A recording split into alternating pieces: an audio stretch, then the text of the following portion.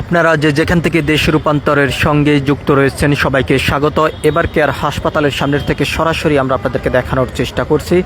দীর্ঘ 17 দিন পর্যন্ত সাবেক 3বারের প্রধানমন্ত্রী খালেদা জিয়া রাজধানীর এবার কেয়ার হাসপাতালে চিকিৎসাধীন অবস্থায় রয়েছে। এমন সংবাদের ভিত্তিতে তার শারীরিক অবস্থার খোঁজখবর জানতেই শুরু থেকে বিভিন্ন নেতাকর্মীরা এবার কেয়ার হাসপাতালের সামনে এসেই অবস্থান করে হাত তুলে দোয়া প্রার্থনা করেছেন।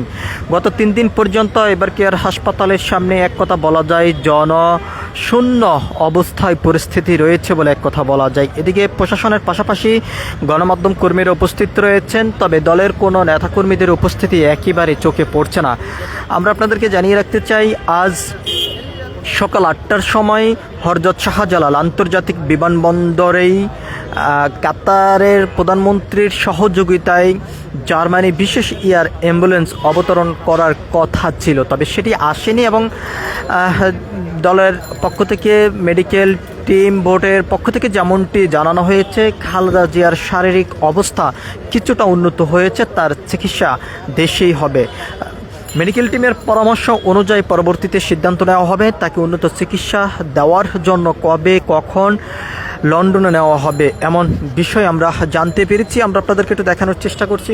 গণমাধ্যম কর্মী এবং প্রশাসনের সদস্যরা এখানে উপস্থিত রয়েছেন। কোনোভাবে কোনো নেতাকর্মীদের উপস্থিতি আমরা গত 3 দিন পর্যন্ত দেখিনি। একদিকে যেমন দলের পক্ষ থেকে যেমনটি জানিয়েছেন, এবার কেয়ার হাসপাতালের সামনে অবস্থান না করে নিজ নিজ স্থান থেকে দোয়া করার জন্য এবং দেশবাসীর কাছে দোয়া চেয়েছেন।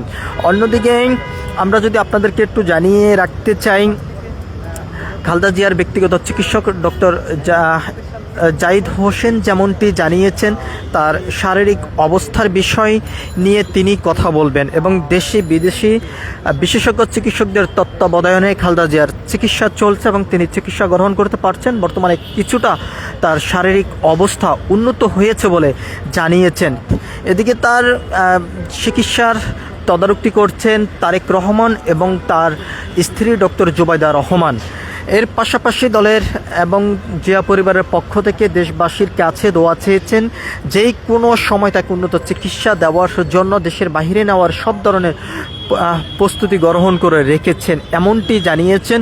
গতকাল থেকে আজ পর্যন্ত এখনও পর্যন্ত গণমাধ্যম কর্মীদের হাতে কোনো তথ্য আসেনি কেমন রয়েছেন খালেদা জিয়া, তবে যেমনটি জানানো হয়েছে তার শারীরিক অবস্থা কিছুটা উন্নত হয়েছে। তিনি বর্তমানে উন্নত চিকিৎসার জন্য লন্ডনে যাচ্ছেন না, বাংলাদেশে তার চিকিৎসা হচ্ছে দেশি বিদেশি বিশেষজ্ঞ চিকিৎসকদের তত্ত্বাবধানে এমনটি জানিয়েছেন। আমরা আপনাদেরকে দেখানোর চেষ্টা করছি।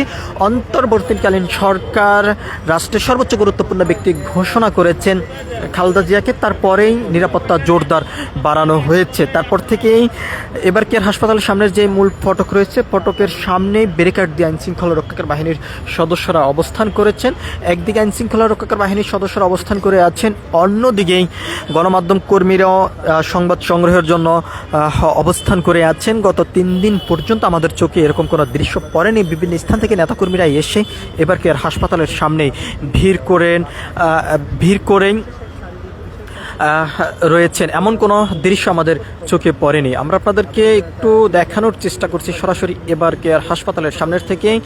আমরা আপনাদেরকে জানিয়ে রাখতে চাই, আজ হযরত শাহজালাল আন্তর্জাতিক বিমানবন্দরে সকাল 8টার সময় বিশেষ এয়ার অ্যাম্বুলেন্স অবতরণ করার কথা ছিল। এরপরে রাত 9টার সময় ঢাকা ত্যাগ করার কথা ছিল। পরবর্তীতেই সময় পরিবর্তন করারও সম্ভাবনা রয়েছে বা করতে পারেন এমন সিদ্ধান্ত এসেছে গত 2 দিন আগে। তবে গতকালকে আমরা যেমনটি জানতে পেরেছি, খালেদা জিয়ার শারীরিক অবস্থা কিছুটা উন্নত হয়েছে, তবে তিনি খুব দ্রুত সময়ের মধ্যেই সুস্থ হয়ে সবার মাঝে ফিরবেন এমনটি প্রত্যাশা করছেন মেডিকেল টিম।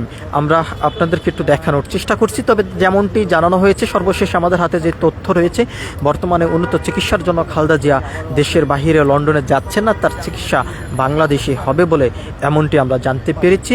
এদিকে তার মেডিকেল টিম বোর্ড যেমনটি জানিয়েছেন, তার শারীরিক অবস্থা কিছুটা উন্নত হয়েছে।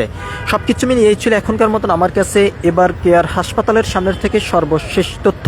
পরবর্তী আপডেট পেতে সবাই দেশ রূপান্তরের সঙ্গে থাকুন। ধন্যবাদ সবাইকে।